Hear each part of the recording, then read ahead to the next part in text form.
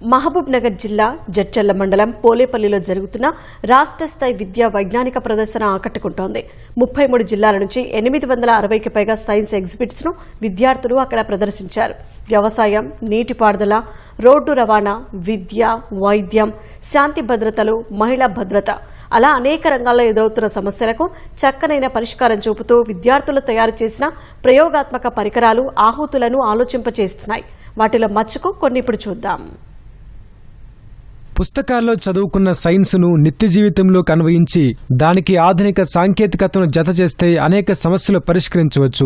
అలాంటి నూతన ఆవిష్కరణలకు మహబూబ్ నగర్ జిల్లా జడ్చర్ల మండలం పోలేపల్లి సెజ్లో రాష్ట్ర స్థాయి విద్యా వైజ్ఞానిక ప్రదర్శన వేదికైంది. 3 రోజుల పాటు సాగే ఈ ప్రదర్శనలో 33 జిల్లాల నుంచి 860కి పైగా ఎగ్జిబిట్స్ ఆహుతులను ఆకట్టుకుంటున్నాయి. వైద్యారోగ్య శాఖ మంత్రి దామోదర రాజనరసింహ ప్రదర్శనను ప్రారంభించారు.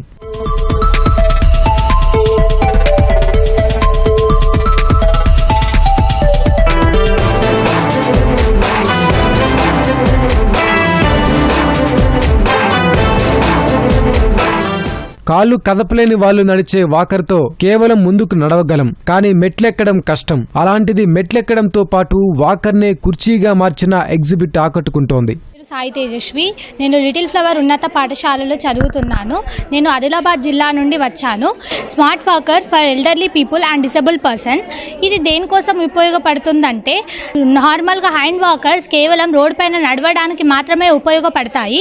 కానీ ఈ స్మార్ట్ వాకర్ మనకు మెట్లు ఎక్కడానికి మరియు పబ్లిక్ ప్లేసెస్లో కూర్చోవడానికి మరియు రాత్రి సమయంలో మనకి లైట్ కూడా ఈ స్మార్ట్ వాకర్లోనే ఉంటుంది. కాబట్టి ఎవరైతే వికలాంగులు ఉంటారో ఈ స్మార్ట్ వాకర్ వాళ్ళకి ఎంతో ఉపయోగపడుతుంది. కళ్ళు లేని వాళ్ళు ఎదురుగా వచ్చే ఎత్తుపల్లాలు, గొంతల్ని గుర్తించలేరు. కానీ ఆ షూ వేసుకుంటే కళ్ళు లేని వాళ్లకు కూడా గొంతలు, ఎత్తుపల్లాలు ఎక్కడున్నాయో తెలుస్తుంది. నా పేరు నభయ్. నేను 8వ తరగతిలో రంగారెడ్డి డిస్ట్రిక్ట్లో చదువుతున్నాను. ఇది గుడ్డి వాళ్ళ కోసం నేను తయారు చేసిన స్పెషల్ షూస్. సో గుడ్డి వాళ్ళు రోజు చూస్తే గనక కర్రలు వాడుతూ ఉంటారు ముందేముందో చూసుకోవడానికి. అప్పుడప్పుడు సరిగ్గా తెలియక గుంతల్లో వాటిల్లో పడిపోవడాలు, రాళ్ళంతా అనుకోవడాలు అవి జరుగుతూ ఉంటాయి. అలా ఏం జరగకుండా నేను ఈ షూలను తయారు చేశాను. గుడ్డి వాళ్ళు ఈ షూని వేసుకొని దీన్ని ఆన్ చేస్తే చాలు. ఇలా రోడ్డు మీద నడుస్తున్నప్పుడు ముందేమైనా ఇలా అడ్డం వస్తే ఇలా సౌండ్ చేస్తుంది. ఆ సౌండ్ వల్ల గుడ్డి వాళ్ళకి తెలుస్తుంది ముందే ఏదో అడ్డం ఉంది అని. అలా కాకుండా గుంతలు అవి ఏమైనా ఉంటే ఇక్కడ షూ వైబ్రేట్ అవుతుంది. దాని ద్వారా ముందు గుంత ఉందని తెలుసుకొని గుడ్డి వాళ్ళు పక్క నుంచి వెళ్తారు. రోడ్డు ప్రమాదాల్లో హెల్మెట్ ధరించకపోవడం, మద్యం సేవించి వాహనం నడపడం లాంటి వాటి వల్లే మరణించే వాళ్ల సంఖ్య ఎక్కువ. అలాంటి సమస్యకు పరిష్కారాన్ని విద్యార్థులు స్మార్ట్ హెల్మెట్తో చూపించారు. నా పేరు మహేశ్వరి, నా పార్ట్నర్ పేరు తేజస్విని. మేము జిల్లా పరిషత్ ఉన్నత పాఠశాల గుమ్మడిదల్లో 9వ తరగతి చదువుతున్నాం. మా సంగారెడ్డి డిస్ట్రిక్ట్.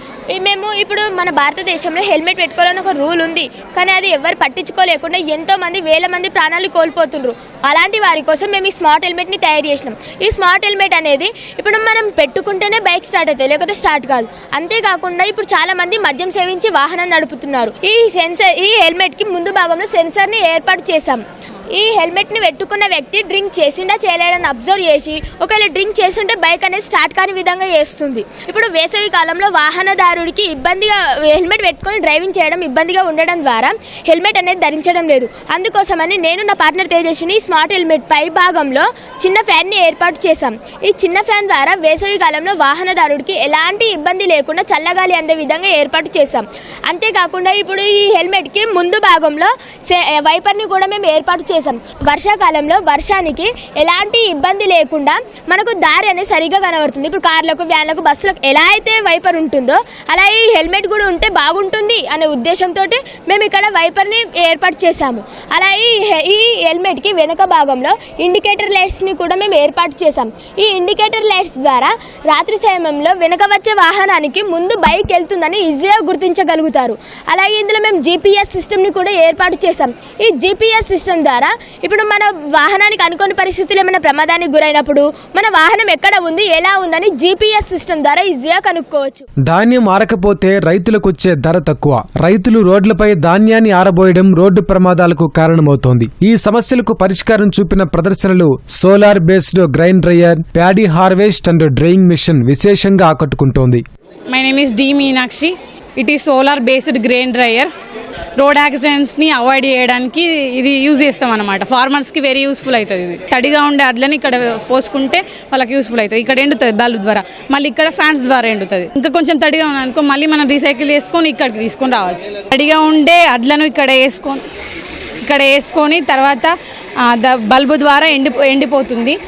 ఇంకా కొంచెం తడిగా ఉంటే అది కూడా ఫ్యాన్స్ ద్వారా ఎండిపోతుంది.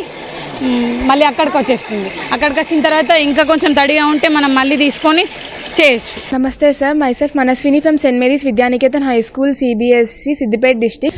నా project paddy harvester and drying machines. Paddy harvester and dryer అనేది ఫార్మర్ ఫ్రెండ్లీ మిషన్స్. ఈ ఫార్మర్స్కి క్రాప్ని హార్వెస్ట్ ఇంకా డ్రై చేయడానికి యూజ్ అవుతుంది సార్.